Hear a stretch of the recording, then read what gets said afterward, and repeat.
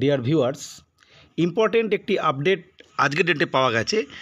Supreme court of ইন্ডিয়ায় যে OBC case pending ছিল এবং আমরা জানতাম যে লাস্ট যে হিয়ারিং হয়েছিল সেখানে কিন্তু সার্ভের ব্যাপারে একটা কথা উঠে এসেছিল রাজ্য সরকারের তরফ থেকে, এবং সেখানে জানানো হয়েছিল যে আগামী 3-4 মাস বাদ অর্থাৎ জুলাই মাস নাগাদ একটা হিয়ারিংয়ের সম্ভাবনা থাকছে।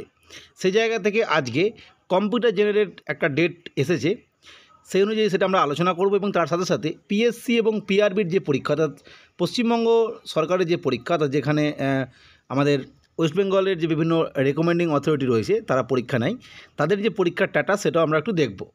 সুপ্রিম কোর্ট অফ ইন্ডিয়ার যে মেন পেজ, সেখানে যদি আমরা ডায়েরি নাম্বারটা দেখি 27287/2024 অর্থাৎ 2024 সালের কেস, যার petitioner name the state of West Bengal এবং রেসপন্ডেন্ট নেম অমল চন্দ্র দাস।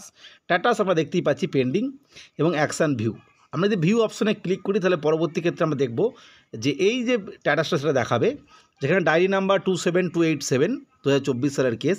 অবশ্যই পিটিশনার হচ্ছে the state of West Bengal এবং respondent name Amal Chandra Das. Diary নাম্বারটা আমরা দেখতেই পাচ্ছি এখানে 27287।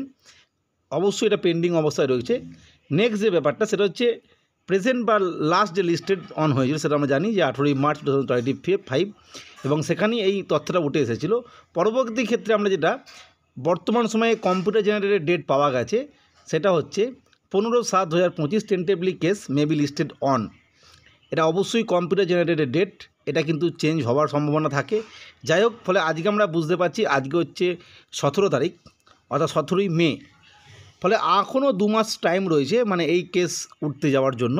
ফলে আমরা বুঝতে পারছি পিএসসির যে পরীক্ষা, অর্থাৎ পিএসসি ক্লার্কশিপ এবং মিসেলেনিয়াস 2023 যেটা অনগোয়িং প্রসেস রয়েছে, সেটা বাদ দিয়ে বাকি যে সমস্ত পরীক্ষাগুলো রয়েছে, যার ইন্ডিকেটিভ অ্যাডভার্টাইজমেন্ট এসেছে এবং যার ফুল নোটিফিকেশান বা অন্য কিছু আসেনি, সেগুলো কিন্তু আরও 2 মাস বা অবশ্যই 2 মাস বলতে অবশ্যই 2 মাস প্লাস, অর্থাৎ এর থেকে আরও বেশি সময় লাগবে তার নোটিফিকেশান আসতে, তার ফর্ম এন্ট্রি হতে এবং তারপরে পরীক্ষা। ফলে আমরা বুঝতেই পারছি পিএসসির পরীক্ষাগুলো আপাততভাবে যা পজিশান, তাতে পিএসসির যে ডেপুটেশন দিয়েছিল ছাত্ররা অনেক দিন আগে, 2 সপ্তাহ আগে, সেখানে কিন্তু স্পষ্ট পিএসসি থেকে যে তথ্য পাওয়া গিয়েছিল যে এবছরে পরীক্ষা না হওয়ার সম্ভাবনা বেশি, এবং বর্তমানের যে টেট স্ট্যাটাস রয়েছে সেই অনুযায়ী আমরা বুঝতে পারছি পরীক্ষা এই বছরে কোনো পরীক্ষায় হয়তো হচ্ছে না, নতুন পরীক্ষা নিউ নোটিফিকেশান, হয়তো ফর্ম এন্ট্রি হয়ে যাবে, কিন্তু পরবর্তী ক্ষেত্রে পরীক্ষার ক্ষেত্রে হয়তো আমার জানুয়ারি মাস বা পরবর্তী অপেক্ষা করতে হবে। এবং পিআরবির যে পরীক্ষাগুলো পেন্ডিং রয়েছে এই সময়, যেগুলো ওবিসি কেসের জন্য হচ্ছে না বলা হচ্ছে,